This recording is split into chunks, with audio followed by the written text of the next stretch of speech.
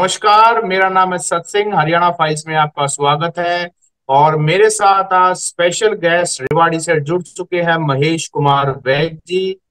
वैद साहब से जब कभी भी हम जुड़ते हैं, बात करते हैं, साउथ हरियाणा की बातचीत करते हैं। और साउथ हरियाणा की जब भी कभी बातचीत करेंगे तो हम बातचीत करेंगे, अभी एक नया घटनाक्रम हुआ है। राव इंद्रजीत 6 बार के एमपी, 5 बार के राज्य मंत्री, गुड़गांव से और रेवाड़ी से, अहिरवाल से उनका संबंध ज्यादा रहता है। लेकिन वो हिसार आए हुए हैं और धर्मवीर सिंह के साथ आए हैं। तो वैद साहब, धर्मवीर सिंह और राव साहब मिलकर क्या खिचड़ी पका रहे हैं भाजपा में? देखिए, अब नहीं पक रही है खिचड़ी। चावल मूंग तो कई दिन से मिल रहे थे। अभी तो खिचड़ी बनेगी। लेकिन उन्होंने बताया कि हम खिचड़ी पका सकते हैं, ये मैसेज देने का प्रयास किया है। और इस प्रयास में कहीं न कहीं जो भूमिका जातीय समीकरणों की है, राव इंद्रजीत ये बताना चाह रहे हैं कि उनका आधार केवल अहीरवाल, जिसको कहा जाता है 11 विधानसभा सीटें नहीं है, वह इससे बाहर भी प्रभाव रखते हैं। हिसार जिले में, भिवानी जिले में, हांसी जो क्षेत्र है उसमें, हिसार का ही हिस्सा है, उसमें प्रभाव रखते हैं। और वह यादव सभा के माध्यम से अपना प्रभाव दिखा रहे हैं। लेकिन यादव सभा तक ये सीमित होता तो हम इसको मान लेते कि यादव सभा के माध्यम से सामान्य अभिनंदन समारोह है। अपने यादव मेंबर पार्लियामेंट, यादव मंत्री का यादव सभा स्वागत कर रही है, एक सामान्य बात थी। लेकिन घटनाक्रम विशेष इसलिए हुआ है कि 7 तारीख को, कल 7 जुलाई को धर्मवीर भी वहां मौजूद रहेंगे। आज की जानकारी है जी आपको? धर्मवीर आज है? आज थे जी धर्मवीर? जी जी, आज का धर्मवीर का नहीं पता, लेकिन धर्मवीर उनको ज्वाइन, नहीं प्रत्यक्ष नहीं, अप्रत्यक्ष मैं रूप वो से ज्वाइन। मेरे हिसाब से आप पता कर लेना। धर्मवीर कल ज्वाइन करेंगे। कल उनका ज्वाइंट जो है, एक अभिनंदन समारोह, एक कार्यक्रम है। और दूसरी बात जो मैं बताना चाह रहा हूँ कि ये चर्चा किस लिए तेज हुई है कि राजनीतिक खिचड़ी पकने की, क्योंकि वो बार एसोसिएशन के बीच जा रहे हैं, चाय पार्टियों में जा रहे हैं। तो चाय पार्टियों के माध्यम से जैसे चाय में उबाल आता है ना, इसी तरह राजनीति में भी उबाल आया है। और दोनों का संदेश उसको थोड़े से संक्षिप्त शब्दों में ही आप समझ लें कि मुख्यमंत्री की कुर्सी नायब सैनी के पास है, और भाजपा सत्ता में आई तो भी नायब सैनी ही चीफ मिनिस्टर बनेंगे। इस बात को राव इंद्रजीत भी स्वीकार कर लिया, आज उन्होंने खुले मंच से भी स्वीकार कर लिया। और वैसे ना स्वीकार करने की कोई बात भी नहीं थी अमित शाह के कहने के बाद, बिल्कुल क्लियर। उसके बाद में उनके पास क्या बचता है? कैबिनेट मिनिस्टर उनको बना दे। तो छोटे से राज्य हरियाणा में 2 कैबिनेट मिनिस्टर संभव नहीं है। उनको राज्य मंत्री स्वतंत्र प्रभार दिया हुआ है, तो पहले की तरह है। लेकिन पीड़ा ये है कि 5 बार राज्य मंत्री, वो उन्होंने छुपाया नहीं। कंधों पर बंदूक रखी समर्थकों के, कि समर्थक नाराज हैं, समर्थक इससे खुश नहीं है, क्योंकि लगातार राज्य मंत्री वो बनते आ रहे हैं। तो अब उनकी जो ये पॉलिसी चलेगी, जो रणनीति चलेगी, उसे हम कह सकते हैं ये अधिक से अधिक टिकट हासिल करने की रणनीति है। चौधरी धर्मवीर और राव इंद्रजीत मिल करके एक वर्चस्व जो है लेकर के, यहां से आप गुड़गांव से लेकर के आप भिवानी तक, और कोशिश ये रहेगी भिवानी से कुछ आगे तक भी हरियाणा के टिकट वितरण में उनकी भूमिका अहम रहे। इस बात को लेकर के वह अपना स्वीकार्यता बढ़ा रहे हैं, ये उनका उद्देश्य है। जी वैद साहब, जहां तक राव साहब की बात है तो आपने बड़ा अच्छी तरह से राव साहब को एक्सप्लेन किया। लेकिन जहां तक चौधरी धर्मवीर की बात है, भिवानी से उनका संबंध है। और जितना मैं उनको जानता हूं कि जो वो कहते हैं वो करते नहीं, और जो वो मना करते हैं वो जरूर करते हैं। इसी उनके जो टैलेंट है, इसी के उसके ऊपर उन्होंने बंसीलाल के खिलाफ चुनाव लड़ा, फिर कांग्रेस में रहकर बने, फिर वो बीजेपी में आए, तब भी लगातार 3 बार एमपी बनते आए हैं। तो जो चौधरी धर्मवीर और राव साहब जो हैं कल हिसार में मिलेंगे, हांसी में मिलेंगे। तो मैं सर ये जानना चाहता हूँ कि भारतीय जनता पार्टी में जब कभी कोई भी प्रोग्राम होता है, स्टेट लेवल का प्रोग्राम होता है, एमपी तो भारतीय जनता पार्टी के हरियाणा में 5 है। ये दो जिनका संबंध अहिरवाल से है, ये दोनों ही क्यों मिल रहे हैं? बाकी 3 क्यों नहीं मिल रहे? मुख्यमंत्री वहां क्यों नहीं होंगे? मैं ये जानना चाहता हूँ कि इसके पॉलिटिक्स में मैसेजिंग दी जाती है। देखो, एक बार 5 सांसद जो है लगभग इकट्ठे हो चुके थे। इनमें रमेश कौशिक भी थे। अब की बार उनकी जो वीडियो आई थी, कथित रूप से सही है गलत है मैं उस निर्णय में नहीं जा रहा, उसके बाद में वो इनकी टीम से अलग थलग हो गए, सांसद नहीं बन पाए, इसलिए रमेश कौशिक अलग हो गए। दो और थे इनके साथ, सुनीता दुग्गल का भी नाम जुड़ा था। और उस समय एक और मेंबर पार्लियामेंट को भी इनके साथ ही माना जा रहा था। तो 5 हो गए थे उस समय, ये शक्तिशाली एक गुट बन गया था। अब ये गुट जो ज्यादा प्रभावशाली है वो दो ही है। राव इंद्रजीत, इसको आप लीडर कह सकते हो, और चौधरी धर्मवीर को ये कह सकते हो। राव इंद्रजीत को एक तरह से अपना नेता मान रहे हैं। ये मान रहे हैं कि उनकी वजह से मुझे भिवानी महेंद्रगढ़ में काफी लाभ मिलता है, और इसी कारण वो दोनों साथ चल रहे हैं। चौधरी धर्मवीर को टिकट दिलवाने में भी राव इंद्रजीत का योगदान रहा है, ये आप स्वीकार कीजिए। और ये सच भी है। पिछली बार भी ऐसा था, धर्मवीर मना कर रहे थे, फिर भी राव इंद्रजीत ने उनको आगे बढ़ाया कि हम जितवाएंगे, आप चिंता मत कीजिए, और उस बात को उन्होंने साबित भी किया है। तो चौधरी धर्मवीर ये मानते हैं कि राव और उनकी ये जोड़ी रहेगी तो हम जो है ज्यादा से ज्यादा टिकटें भी ले सकेंगे। और राव साहब ये बताना चाह रहे हैं कि आरती राव उनकी बेटी की टिकट पर कहीं आंच आई तो एक जो जोड़ी जो है ये जितनी मजबूत रहेगी उतनी उस आंच को दूर रखने में कामयाब होगी। चौधरी धर्मवीर भी अपने बेटे के लिए टिकट चाहेंगे और राव इंद्रजीत भी अपनी बेटी के लिए टिकट चाहेंगे। मैंने पहले आपको बताया था एक वीडियो में कि पार्टी शायद आरती राव की बात को स्वीकार कर ले, और चौधरी धर्मवीर के बेटे के मामले में अभी शायद इंतजार की नीति भारतीय जनता पार्टी अपनाए। तो दोनों का जो दबाव बनाने का जो रणनीति है, दबाव बने, ये जो अब दोनों का जो मिलन है, इसको आप दबाव बनाने की रणनीति कह रहे हैं, रणनीति कह सकते हैं। क्योंकि अभी जो वहां पर प्रोग्राम, उसके पीछे ओम प्रकाश यादव को भी आप जोड़ कर चलिए, क्योंकि वो यादव महासभा है, वो यादव महासभा से उनके तार जुड़े हुए हैं ओम प्रकाश यादव के, उनके माध्यम से ये कार्यक्रम हो रहे हैं। हिसार में जो आप देखे होंगे तो आज ओम प्रकाश यादव वहां मौजूद रहे। कल जो यादव महासभा का भी कार्यक्रम है, फैकल्टी से गुरु जम्बेश्वर यूनिवर्सिटी की फैकल्टी में भी मिलने का राव इंद्रजीत का कार्यक्रम है। और इसके बाद भी कई उनके कार्यक्रम है। एक फार्म हाउस में है, वहां पर चौधरी धर्मवीर और राव इंद्रजीत दोनों का अभिनंदन है। तो जो आयोजन करता है वो जाट जाति से है, और वो भी राव इंद्रजीत का अभिनंदन कर रहे हैं। तो हांसी में 10,000 के करीब यादव वोट है जैसा मुझे बताया गया है। तो ये आप हम कह सकते हैं कि वहां पर भारतीय जनता पार्टी के केंद्रीय नेतृत्व को ये संदेश दिया जा रहा है कि राव इंद्रजीत का प्रभाव पूरे अहिरवाल में ही नहीं बल्कि इससे बाहर भी है। और राव इंद्रजीत, जैसे इंसाफ मंच की भी चर्चा आ रही है, तो मैं ये कहना चाहूंगा इंसाफ मंच जो है, इंसाफ मंच राव इंद्रजीत ने बिल्कुल बनाया हुआ है। उनकी बेटी उसको वाइस प्रेसिडेंट है उसकी। लेकिन ये ध्यान रहे कि इंसाफ मंच और इंसाफ पार्टी अलग चीज है। तो इंसाफ मंच के माध्यम से वह अपनी स्वीकार्यता दूसरे जिलों में बढ़ाने के लिए काफी समय से प्रयास कर रहे हैं। कोरोना काल में इंसाफ मंच के माध्यम से सेवा कार्य किए गए। मनोहर लाल ने उनको सेवा कार्य के लिए इंसाफ मंच को तारीफ का पत्र भी दिया, प्रशस्ति पत्र भी दिया। तो इंसाफ मंच के माध्यम से जब भी जिक्र आता है तो उनको राजनीतिक दल के रूप में लिए समझ लिया जाता है।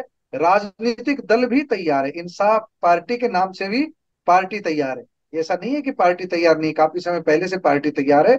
लेकिन मैं पहले भी आपको बता चुका हूँ, अब भी बता चुका हूँ कि राव इंद्रजीत और चौधरी धर्मवीर भाजपा में बने रहेंगे।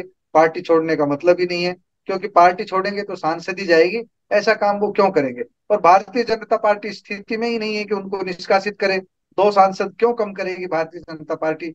इसलिए वो जी उनके सामने ये सुअवसर है कि अपनी वैसा स्वीकार्यता मैं ये भी बढ़ा मैं करके अधिक से अधिक वैसा टिकट ले ले। हाँ जी, वैसा मैं ये भी जानना चाहूंगा कि ऐसा कब कब होता है कि राव इंद्रजीत गुड़गांव लोकसभा छोड़ करके हरियाणा में कहीं और प्रोग्राम करते हैं। ये बहुत ही रेयर सा है कि वो बाहर आते हैं।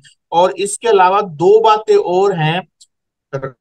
जैसे आज हिसार राव साहब आए तो राव साहब ने जहां अपने आप को सीएम की रेस से बाहर बताया है कि पार्टी ने नायाब सैनी का नाम घोषणा कर दी है और वही उन्हीं के अंडर जो है जो चुनाव लड़ा जाएगा। लेकिन साथ साथ दो बातें और कही। एक बात उन्होंने ये कही कि मैं कांग्रेस में रहा, वहां गुटबाजी थी, अब मैं बीजेपी में हूं, यहां भी गुटबाजी है। गुटबाजी को उन्होंने स्वीकार किया। और दूसरा उन्होंने कहा कि जो मेरे सपोर्टर्स हैं, मेरे चाहने वाले हैं, उनके अंदर राज्य मंत्री मुझे बार बार बनाया जा रहा है, इसको लेकर भी नाराजगी है। तो दो बातें उन्होंने साथ में ऐड की हैं। आप और आप इस रोहतक में जब बड़ा इवेंट हुआ तो उसमें धर्मेंद्र प्रधान जैसे आए, तो वहां नहीं आए लेकिन यहाँ आ रहे हैं। ये सत, मुझे सत, समझाइए। सत सिंह जी, इस बात को थोड़े से समझ लीजिए कि राव इंद्रजीत इस मामले में थोड़ी सी मुंह ऊंची तो रखते ही हैं। जैसे रेवाड़ी में विप्लव देव आए, फरीदाबाद भी गए, पलवल भी गए, कृष्णपाल गुर्जर उनकी अगवानी के लिए खड़े रहे, वहां पहुंचे, वहां मौजूद थे, अगवानी ने सही, उनके साथ कंधे से कंधा मिलाकर के पार्टी की बैठकों में शामिल रहे। राव इंद्रजीत ने ऐसा उचित नहीं समझा। राव इंद्रजीत का ये तो मानना ही है कि उनका कद राजनीति में बड़ा है, और वो कोई गलत भी नहीं मानते हैं। जो आप ये कह रहे हैं कि कब कब वो बाहर निकले हैं, राव इंद्रजीत जब जब बाहर निकले हैं, जब जब भी उनकी दुखती रग पर हाथ रखने का किसी ने प्रयास किया है, चाहे उनकी ही पार्टी ने किया है। आपको ध्यान होगा पटौदा में रैली करने गए थे, महेंद्रगढ़ जिले में तो करते ही रहे, वो तो उनका अहिर बहुल क्षेत्र है, लेकिन इससे बाहर भी वो कई बार गए हैं। ऐसा नहीं है, मैं झज्जर के पटौदा का उदाहरण दे रहा हूँ आपको। और उसके बाद एक जगह का मुझे नाम ध्यान नहीं आ रहा, वहां भी गए। राव इंद्रजीत अपनी ताकत दिखाने के लिए कई बार बाहर निकले, लेकिन निकले तभी हैं जब जब उनको कभी परेशान करने की कोशिश की गई, या ऐसा दिखाया गया कि उनका दायरा सीमित किया जा रहा है। इसलिए उन्होंने हर बार जब भी ऐसी स्थिति आई तो एक ही नारा दिया है कि कुएं के मेंढक मत बनो, समुद्र में, समुद्र बहुत विशाल है, आप कुएं के मेंढक बन करके मत रहो। उनका कहना है कि अहिरवाल पर कब्जे की बात नहीं है, हरियाणा पर कब्जे की बात करो। वो ये अपने कार्यकर्ताओं को संदेश देना चाहते हैं, कई बार दिया भी है, और ये संदेश देकर के जोश भरते रहे हैं। लेकिन इस बार जो जोश भरने का है, वो नायब सैनी का नाम सामने आने से वो जोश भरने का जो एक रास्ता है वो कट गया है। अब जोश भरने की बारी सिर्फ टिकट की रहेगी, कि अपने अधिक से अधिक समर्थकों को टिकट दिला सके, और दाव लगे तो कैबिनेट मिनिस्टर, उनकी प्रमोशन हो जाए कैबिनेट मिनिस्टर के रूप में, यही उद्देश्य है। और चौधरी धर्मवीर भी ये चाहते हैं कि राव इंद्रजीत को सम्मान मिले। वो खुलकर कह भी चुके हैं कि उनको कैबिनेट मंत्री डिजर्व करते थे, उनको बनाना चाहिए था। जी। जी वैसे सब में एक बात हो रहा है, ये बात तो राव साहब ने मान ली है कि जो चुनाव है विधानसभा का, भारतीय जनता पार्टी नायाब सैनी के चेहरे के नीचे ही लड़ेगी। लेकिन ये सारी पॉलिटिकल एक्टिविटी करके कहीं वो अपने सपोर्टर्स को ये तो नहीं समझाना चाह रहे हैं, कहना चाह रहे हैं कि चुनाव चाहे नायाब सैनी के चेहरे पे लड़ा जाए, लेकिन सीटें कितनी आती है, क्योंकि भारतीय जनता पार्टी के खिलाफ वो माहौल नहीं है जो 10 साल पहले था। और पिछली बार विधानसभा चुनाव में भी सीटें 40 आई थी, मेजोरिटी मार्क नहीं मिला था। तो इस बार जो फजीयत बीजेपी की होगी, अगर उनको जोड़ तोड़ से सरकार बनानी पड़ी, तो उस समय राव साहब का कहीं दाव लग जाए और उनके मुख्यमंत्री की सीट हाथ लग जाए। हाँ, दाव पर तो उनकी निगाह है ही, कभी दाव लग जाए। क्योंकि भाजपा की वो स्थिति नहीं है। जब 75 पार का नारा था तब कांग्रेस ने 31 सीटें ली थी 2019 में। तो जब तो बुरी से बुरी स्थिति थी, कोई सोच भी नहीं सकता था। मीडिया कांग्रेस के खिलाफ था, कोई मीडिया कह ही नहीं रहा था कि कांग्रेस भी दौड़ में है, जबकि 31 सीटें लेने वाली पार्टी तो दौड़ में ही थी। मीडिया ने कभी बताया ही नहीं कि ये संघर्ष में है, आमने सामने का मुकाबला कर रही है। तो उस परिस्थिति में जब भाजपा 40 पे अटक गई थी, तो अब भाजपा तो 50-50 का मैच लोकसभा में हुआ है। तो आप 50-50 का मैच हुआ है जब मोदी साथ है, मोदी जैसा बड़ा चेहरा साथ था, तब 50-50 का मैच हुआ था। ज्यादा चांसेस कांग्रेस के हैं। लेकिन कांग्रेस में अगर हुड्डा ने शक्तियों का विकेंद्रीकरण नहीं किया, केंद्रित रखा, सब कुछ अपनी मुट्ठी में रखा, तो भाजपा फायदा ले सकती है। लेकिन ऐसी परिस्थिति में इतना बड़ा फायदा नहीं मिलेगा कि जो बिल्कुल एक बार हम कह सकते हैं कि बहुत भारी बहुमत से सत्ता में आ गई। मामूली बहुमत से अगर भाजपा सत्ता में आई भी और विधायकों की संख्या ऐसी रही, तो कहीं दाव लग जाए, ये उम्मीद तो रहेगी। लेकिन मेरा थोड़ा सा इसमें मत भिन्नता है। मेरा ये मानना है कि उस परिस्थिति में अपनी बेटी आरती राव को डिप्टी चीफ मिनिस्टर के लिए वो आगे करना चाहेंगे, टिकट चाहेंगे, डिप्टी चीफ मिनिस्टर का आश्वासन आश्वासन चाहेंगे। उनके समर्थकों ने अभी से कहना भी शुरू कर दिया है, वो इसी लाइन पर आगे बढ़ रहे हैं कि अब मांगने के लिए क्या बचा है, चीफ मिनिस्टर की कुर्सी तो बची नहीं है। राव की इतनी उम्र नहीं, उनको लोकसभा का अगला इलेक्शन लड़ना है। तो आरती राव को डिप्टी चीफ मिनिस्टर की बात पर भाजपा उस सूरत में सहमत हो जाएगी जब उनको बड़ी मुश्किल से जो है सत्ता मिल रही होगी, 2-3 सीट का अंतर होगा, कुछ निर्दलीय भी होंगे। तो उस परिस्थिति में और ऐसी परिस्थितियां पैदा हो जाए कि भूपेंद्र सिंह हुड्डा ही कभी मदद को आगे आ जाए, तो उन परिस्थितियों में राव इंद्रजीत अभी निराश नहीं है। वो तिल देखो तिल की धार देखो उस पर चल रहे हैं।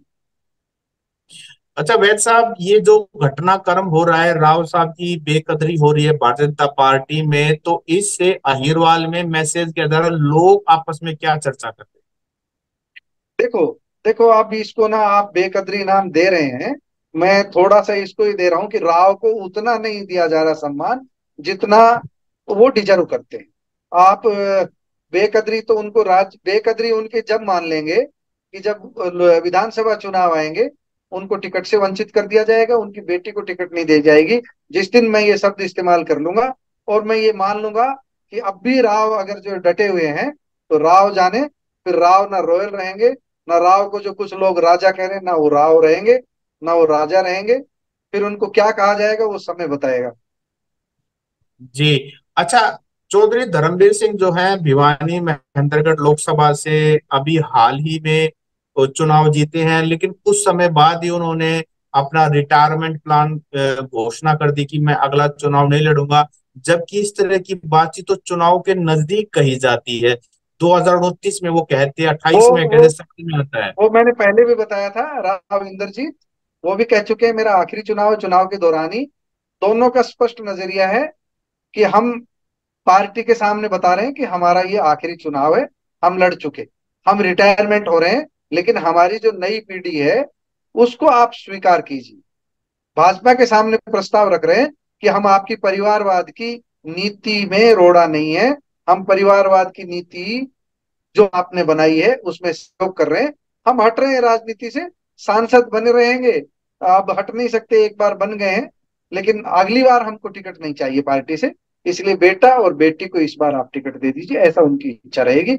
और वो बेटा बेटी तक सीमित नहीं है, वो एक से दो टिकट भिवानी लोकसभा क्षेत्र में भी चाहेंगे, और गुड़गांव लोकसभा क्षेत्र में भी एक से दो टिकट राव इंद्रजीत चाहेंगे। और बेटी के लिए मनपसंद जो है स्थान चाहेंगे, कि वो चाहे वहां से उनको विधानसभा का टिकट मिल जाए।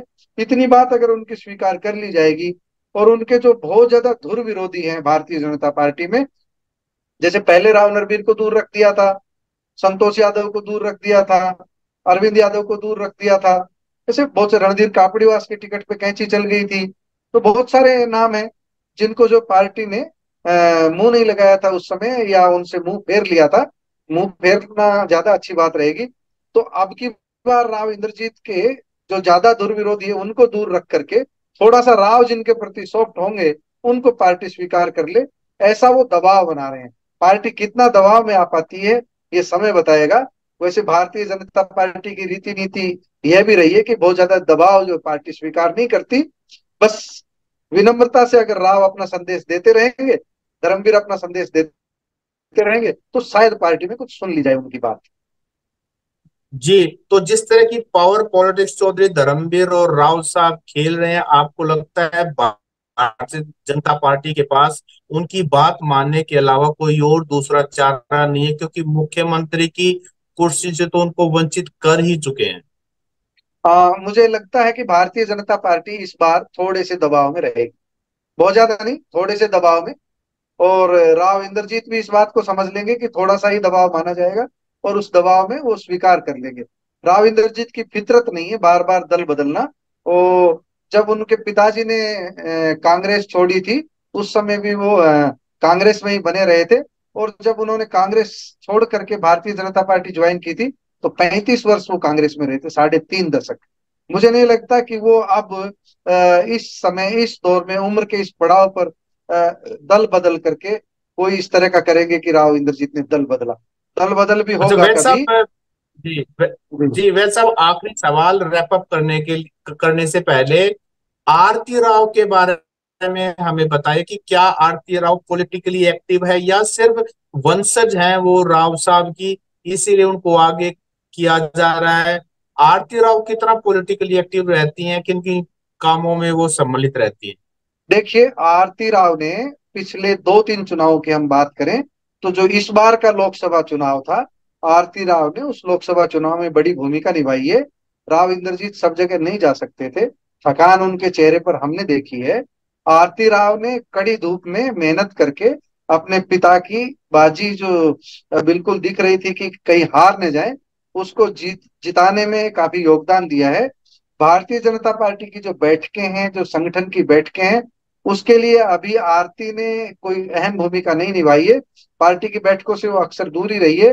प्रदेश कार्यकारिणी की सदस्य जरूर है नाम के लिए, लेकिन वह अपने जो पिता के समर्थक हैं, विरासत जो पिता के पास आई, दादा से पिता के पास आई और फिर आरती राव के पास अब आने वाली है, उस विरासत को ही ज्यादा संभाल रही है। मतलब पिताजी के समय के समर्थकों के सहारे ही आरती अपनी राजनीति को आगे बढ़ाने वाली है, ऐसा मेरा मानना जी। तो अगर आरती राव बाई चांस इंडिपेंडेंट चुनाव लड़ती है कहीं से भी अहिरवाल में, तो क्या वो जीतने की पोजीशन में होगी?